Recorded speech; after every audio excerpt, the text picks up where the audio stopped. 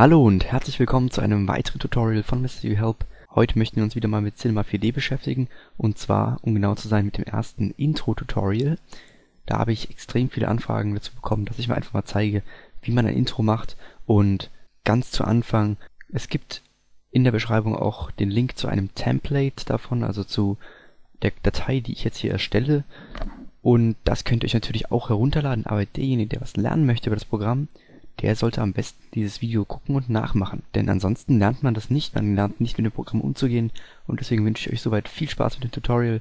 Es könnte ein relativ langes Tutorial werden, aber ich erkläre eben auch alles sehr detailliert, was man eben da auch macht. Zuerst möchte ich euch einen kleinen Einblick geben in das Intro, das ich gestaltet habe. Und zwar sehen wir hier erstmal ein Objekt, was alle anderen Objekte gruppiert. Das öffnen wir jetzt einfach mal und da sehen wir hier schon mal einen kleinen Überblick über das, was wir erstellen wollen. Eine relativ einfache Animation, erstmal ein Text, eine Kamera, eine Ebene, Himmel und Licht. Das war's schon soweit. 4 Texturen, die benutzt werden, auch nicht besonders viel. Und trotzdem steckt doch einige Arbeit dahinter. Wir gucken uns das einfach mal kurz an. Ich habe das jetzt nicht für euch ausgerendert, das könnt ihr alle für euch machen. Hier einfach mal eine kleine Vorschau, was wir alles erstellen wollen.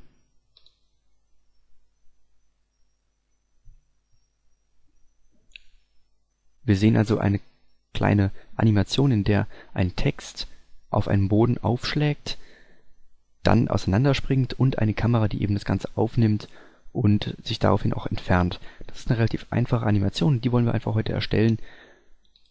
Es steckt eben doch relativ viel drin, aber es ist nicht besonders schwer, würde ich sagen. Vor allem mit einer ausführlichen Erklärung geht es wirklich ganz gut. Jetzt öffnen wir also ein neues Objekt. Ich stelle erstmal hier die HD-Render-Settings ein, die werde ich auch nochmal in einem anderen Tutorial erklären, was ich da alles eingestellt habe. Hier nur mal kurz durchgehen. Alles eigentlich relativ normal. Bei der Ausgabe habe ich ja schon x-mal erklärt, was man alles machen muss, um das einzustellen, um eine Animation einzustellen. Erstmal alle Bilder eingeben und so weiter und speichern, einen Dateipfad angeben. Aber eben als das Wichtige hier in den Optionen, die Lichtautomatik, die sollten wir ausschalten und dafür eben die Global Illumination hier an. Und dann mit diesen relativ standardgemäßen Einstellungen wollen wir hier jetzt fortfahren. Wir haben jetzt erstmal ein HD-Bild, also 1280 x 720 Pixel haben wir eingestellt. Aber das geht natürlich auch mit allen anderen Maßen, das ist ja klar. Und dann erstellen wir einfach alle Objekte, die wir überhaupt mal brauchen, jetzt direkt am Anfang. Da haben wir direkt mal alles zusammen. Und das wäre zu einem ein Text, des Weiteren ein Himmel, eine Ebene, die unseren Boden darstellt, ein Licht, das wir schon mal gleich direkt hochziehen am besten, damit wir es direkt mal ein bisschen auseinandergezogen haben.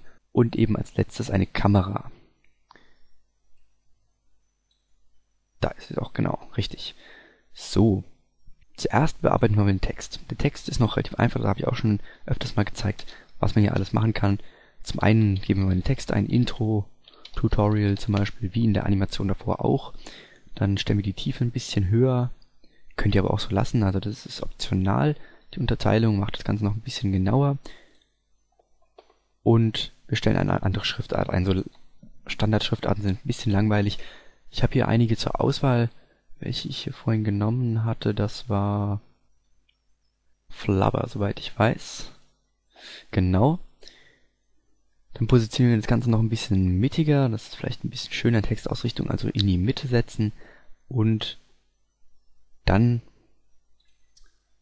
noch relativ wichtig, erstmal die Deckflächen. Die Deckflächen machen das Ganze irgendwie noch ein bisschen interessanter, den ganzen Text, finde ich.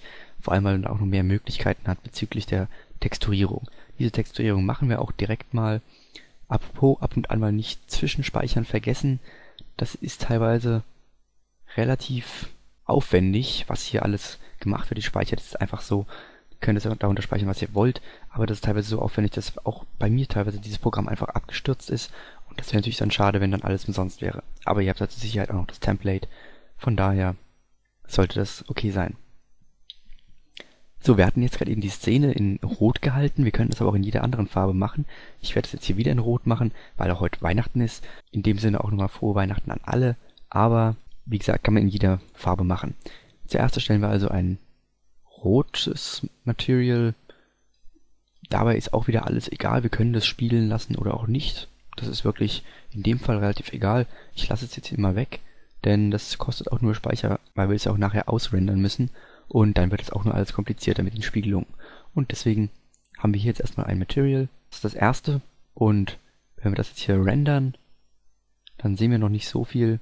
Außer dass es ein roter Text ist, der auch ein bisschen massig aussieht, ja, um es mal so zu sagen. Das ist ja auch noch nicht schlimm, wir brauchen ja auch noch nicht viel mehr. Erstmal erstellen wir jetzt noch ein Material in einer anderen Farbe. Das könnte jetzt weiß sein, wie in der Vorschau gezeigt, oder eben auch irgendeine andere Farbe. Ich nehme jetzt hier wieder weiß. Das ist aber wie gesagt auch relativ egal. So, und jetzt kommt das Interessante. Wir haben jetzt zwei Texturen auf dem Text. Theoretisch, wenn wir es jetzt rendern, ist es nur weiß. Aber dadurch, dass wir eben diese Deckflächen eingestellt haben, durch das in jedem Text die Deckflächen, hat der ganze Text zwei Ebenen sozusagen. Da haben wir eben einmal Ebene 1 und einmal Ebene 2. Und jetzt können wir diese beiden Texturen selektiert anwenden. Wir haben hier diesen Punkt Selektion und dort können wir eben einstellen, auf welchen Teil der Schrift wir das jetzt anwenden wollen. In dem Fall, ich ändere das gerade nochmal um und setze das Rot hinter die weiße Textur.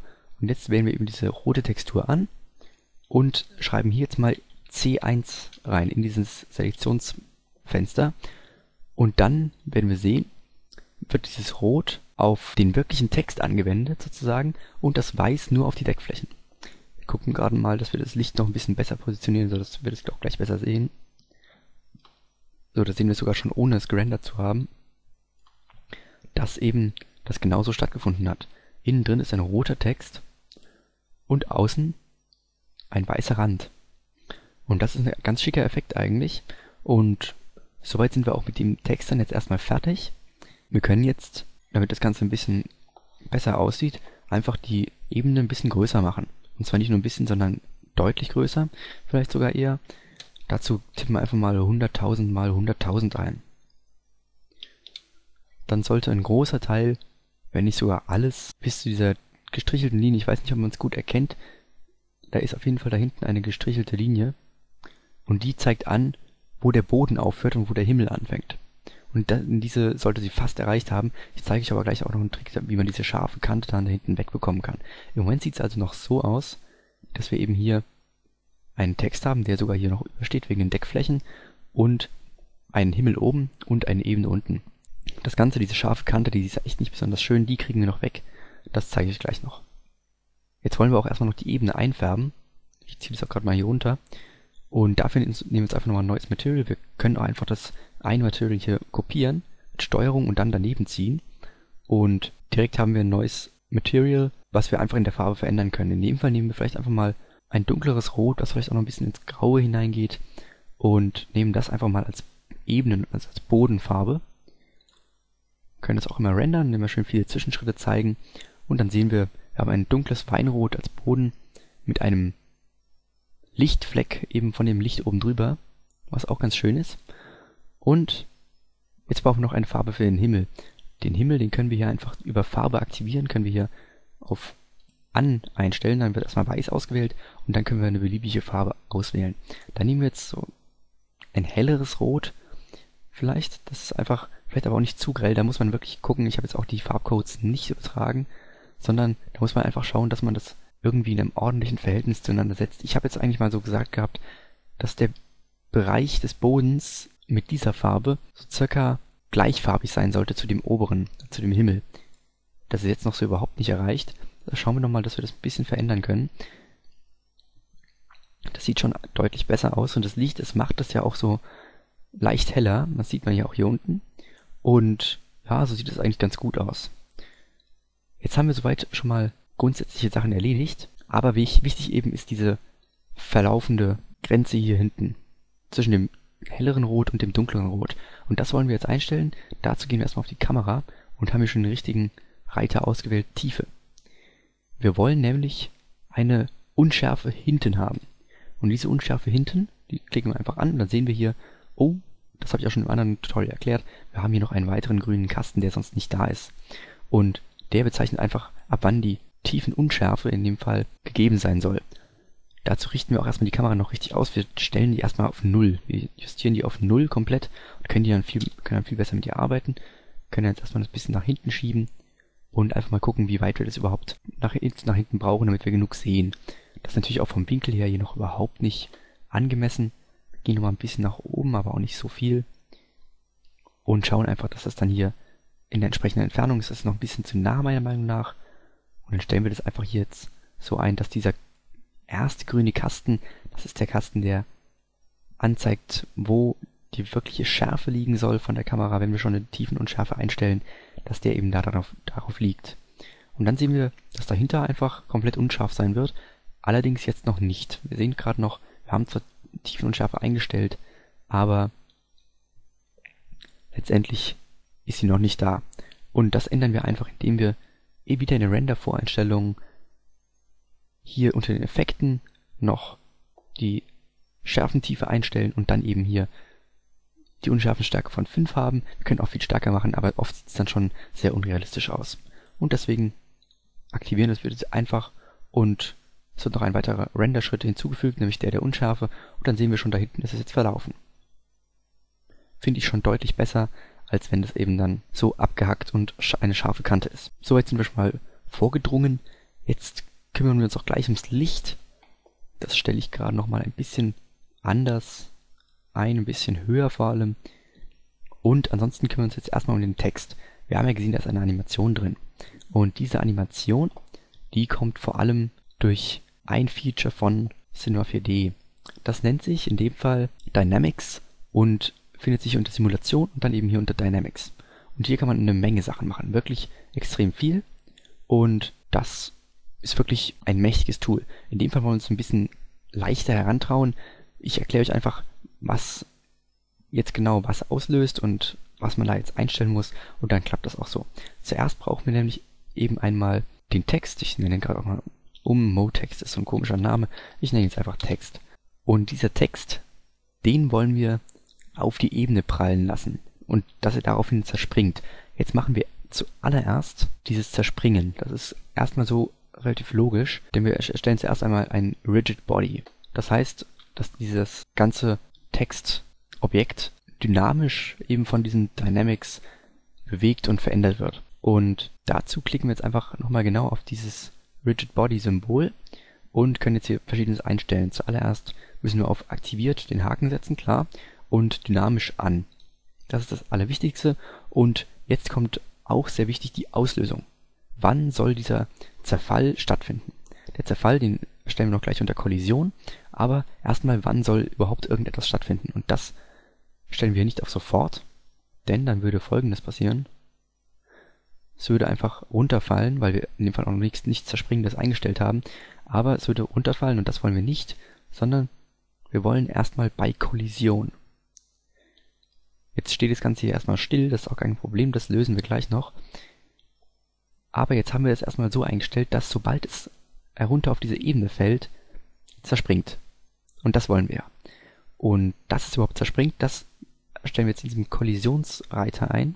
Und damit hier eben nicht das Ganze als eines zerspringt, also einfach herumspringt sozusagen, sondern dass eben alle einzelnen Elemente individuell herumspringen, stellen wir das Ganze von aus auf alle. Und im Moment wird sich immer noch nichts verändern, weil wir noch eine entscheidende Sache nicht haben, sage ich euch gleich noch. Aber wir haben es auf jeden Fall schon mal voreingestellt, dass eben wirklich alle Teile einzeln zerspringen. Und was jetzt noch relativ wichtig ist, wir haben vorhin gesehen, das fällt einfach durch. Klar, die Ebene ist auch noch nicht als eigenes Dynamics-Objekt eingestellt worden und dafür erstellen wir jetzt nicht nochmal ein Rigid Body, sondern ein Kollisionsobjekt. Denn der Text soll ja auf dieser Ebene auftreffen und dann soll etwas passieren. Deswegen brauchen wir jetzt ein Kollisionsobjekt, was das Ganze dann eben zum Auslösen bringt. In dem Fall müssen wir gar nichts weiter einstellen. Das reicht so schon total und es passiert aber immer noch nichts. Das ist klar. Wir müssen diese Kollision selbstständig auslösen. Und dafür wählen wir wieder diesen Text aus und können jetzt eben diese Kollision, ich stelle hier gerade noch ein paar mehr Frames ein, damit das Ganze ein bisschen schöner wird. Machen wir so. 135 Frames ist auch im Template so, deswegen mache ich das jetzt auch einfach so. Und jetzt stellen wir eben diese Kollision selber ein. Und jetzt braucht man gar nicht lange zu überlegen, das kann jeder rausbekommen, wie man das eben einstellt. Wir setzen erstmal das Ganze auf die vollautomatische Keyframe-Aufnahme und setzen dann einen Keyframe beim ersten Frame.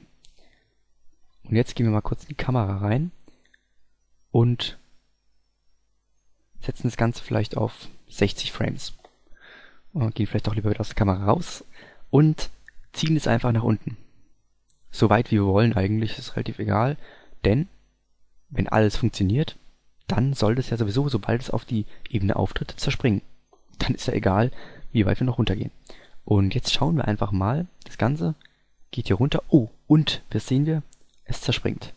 Unglaublich. Wir haben also gerade eben diese Kollision ausgelöst, indem wir einfach den Text auf die Ebene zubewegt haben. Oder sogar hindurch bewegen wollten. Das ist die ganze Kunst, theoretisch.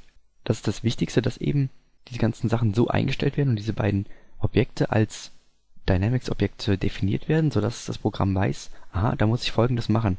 Sobald eben die Parameter von dem Text in die Parameter von der Ebene sozusagen eintreten, jetzt mal von der Position her gesehen zum Beispiel, dann muss ich den Text verändern. Das weiß das Programm dadurch. Und das ist natürlich eine super Sache, wenn es das so vollautomatisch ausführen kann. Finde ich auf jeden Fall klasse. Und ja, das war vielleicht ein bisschen eine starke Explosion. Ja, so sieht es schon besser aus. Aber in jedem Fall ist das Grundprinzip dieses Tutorials. Und des Weiteren ist eigentlich gar nicht mehr so viel zu machen. Wir können jetzt hier auf jeden Fall das Licht noch, relativ wichtig, wir gehen wieder aus dem vollautomatischen Keyframe-Modus heraus und stellen noch bei dem Licht ein paar Sachen ein. Das ist noch gerade viel zu wenig behandelt worden. Wir stellen erstmal den Schatten auf Shadow Maps weich und können das auch noch als sichtbares Licht machen. Das ist relativ egal. Wir lassen es aber auch einfach mal so, denn das kostet auch alles noch Renderzeit und ich kann auch so schon sagen, das wird relativ lange zu rendern dauern. So gesehen können wir einfach mal kurz einen Testframe rendern. Sollte nicht so lange dauern. Und wir sehen sogar schon, das ist unglaublich, die Schatten sind da echt super. Und dann sehen wir wirklich im Hintergrund totale Unschärfe. Die können wir noch viel stärker machen, wenn wir wollen. Aber im Vordergrund ist wirklich alles scharf. Und mit 5 Sekunden Renderzeit geht es sogar wirklich noch. Also das ist akzeptabel. Da gibt es auch noch ganz andere Renderzeiten, die ich schon erlebt habe. In dem Fall, das Einzige, was wir jetzt noch hinzufügen können, muss eben aber auch nicht sein, ist, dass wir eben eine Kamerafahrt machen. Und die Kamerafahrt, die wäre in dem Fall von dem Template, das ich euch mit dazu gebe, wäre die eben von hier. Ich stelle wieder den vollautomatischen Keyframe-Modus ein und setze einen Keyframe beim ersten Frame. Würde ich warten, bis das wirklich das erste Mal zerspringt. Das wäre so circa bei Frame, ja, ist relativ schwierig zu sagen, circa bei Frame 30, denke ich. Ja, machen wir mal bei Frame 31. Setzen wir einen Frame und von da ab soll jetzt die Kamerafahrt beginnen. Und zwar meinetwegen bis 110. Das ist wirklich relativ egal. Jetzt haben wir hier einen Keyframe gesetzt und können den entsprechend bearbeiten. Dazu setzen wir einfach die Kamera so, wie wir wollen. Und dann sehen wir schon, es entsteht ein Strich zwischen den beiden, eine Verbindung zwischen den beiden Punkten. Und das ist eben die Kamerafahrt, die dann ausgeführt werden wird. Was ich da jetzt noch dazu gemacht habe im Template, ist eben, dass ich die Schärfe nachgezogen habe, dass ich eben gesagt habe, je weiter sich die Kamera von dem Objekt, das wir scharf stellen wollen, eben entfernt, also in dem Fall von den Buchstaben, desto mehr muss auch die Schärfe nachgezogen werden. Das machen wir jetzt hier auch noch. Dazu drehen wir die Kamera, damit das Ganze überhaupt noch im Bild ist. Dann gucken wir, dass es so circa stimmt. Und genau, und ziehen die Schärfe so ein bisschen nach. Das ist ganz praktisch, denn dann sind wirklich die Teile, die man haben will, scharf und der Rest nicht. Und dann sieht man hier auch, verändert sich das Ganze auch etwas. Wobei ich jetzt hier gerade, ehrlich gesagt, den falschen Rahmen schärfer gezogen habe. So, jetzt stimmt es. Jetzt ist eben hier entsprechend die Schärfe nachgezogen worden. Dann war es das eigentlich soweit schon. Wir können jetzt hier gerade nochmal durch die Kamera gucken und einen Frame rendern. Und was wir hier jetzt noch sehen, ist in jedem Fall noch eine Sache, die wir verbessern können. Jetzt hat sich auch gerade das Programm wieder leicht aufgehängt. Ich hoffe, es kommt wieder. Sehr gut. Speichern wir auf jeden Fall nochmal, relativ wichtig. Kurz vor Ende nochmal. Und zwar ist der Bildausschnitt relativ klein. Ich meine, die meisten Buchstaben, bis auf 2, um genau zu sein, sind im Bild. Aber wenn man will, kann man den Bildausschnitt natürlich auch verändern. Und eben auch während der Animation, dass man eben einfach den Bildausschnitt vergrößert und dann eben sozusagen ein Weitwinkelobjektiv an die Kamera anbringt und dann eben alles Mögliche sehen kann. Und dann sieht man schon, man hat einen so riesen Mega-Ausschnitt des Bildes, dass man eben einfach alles sieht inzwischen. Und trotzdem ist der Bereich, den wir hier eben sehen wollen, so scharf, wie es eben geht, ohne irgendetwas anderes wieder in der Schärfe zu beeinflussen. Und der hintere Bereich ist eben unscharf. Und das kann man eben hier relativ gut einstellen. Und was man als allerletztes noch beachten sollte, ich gehe gerade nochmal in die Kameraperspektive und spule die Simulation durch. Und da seht ihr vielleicht ein paar Bewegungen, die so nicht gewollt sind. Zum Beispiel am Anfang dieser Schwenker nach unten, den wollten wir nicht. Und der entsteht dadurch, dass der Renderer immer verschiedene Dinge rein interpretiert in Sachen, die man gar nicht haben will. Zum Beispiel eben, dass er die Bewegung der Kamera abrunden möchte. Dass er eben keine scharfen Ecken und Kanten drin haben möchte, was ja auch eigentlich verständlich ist. Aber in dem Fall ist es, wie so oft, nicht erwünscht. Und deswegen kann man es auch einfach ausstellen. Man markiert dazu einfach die Frames in der Timeline. Wie man das macht, ganz einfach. Man hält die Shift-Taste gedrückt und kann dann eben einfach alle markieren und kann dann hier auf Abschneiden klicken. Das ist wichtig. Dann werden die Bewegungen so, wie man sie haben möchte. Und das sieht man auch hier. Sie bewegt sich auch wirklich erst dann, wenn ich will, dass sie sich bewegt und nicht vorher schon in die andere Richtung. Und das ist ja auch ganz nett eigentlich. Und soweit war es eigentlich zu diesem Tutorial. Natürlich kann man da auch noch mit diversen Bearbeitungssoftwares, wie zum Beispiel Sony Vegas oder so, noch diverse Sachen hinzufügen, wie Optical Flares und Color Correction, also irgendwelche Lichtpunkte und Farbkorrekturen und alles Mögliche noch. Aber generell ist das mal der Grundstock von einem Intro, das man sich so erstellen kann. Und wie gesagt, jetzt könnt ihr das auch, wer es davor noch nicht konnte. Und das Template ist in der Beschreibung. Ich wünsche euch viel Spaß beim Downloaden und ansonsten sage ich ciao und bis zum nächsten Mal für alle, die bis hierhin durchgehalten haben. Natürlich auch noch wunderbare Weihnachten und ich wollte jetzt dazu auch kein eigenes Video machen, weil das ist nicht meine Aufgabe, das machen schon genug andere. Und so gesehen sage ich euch einfach hier am Ende dieses Videos frohe Weihnachten und auch der Videotitel wird natürlich dementsprechend geprägt sein. Ich wünsche euch noch ein frohes Fest und schöne entspannende Tage und dann sehen wir uns beim nächsten Video. Ich hoffe, ich konnte euch damit helfen und viele Fragen beantworten. Ich habe jetzt wirklich relativ viel auch nebenbei erklärt und ansonsten stellt Anfragen, vor allem zu Cinema 4D und Photoshop und so weiter. Ich freue mich, dass dieses Jahr 2010 so gut rumgegangen ist, wie auf YouTube auch und man sieht sich dann in 2011. Ich denke, bis dahin mache ich nochmal ein Video, aber soweit erstmal bis dahin. Ciao.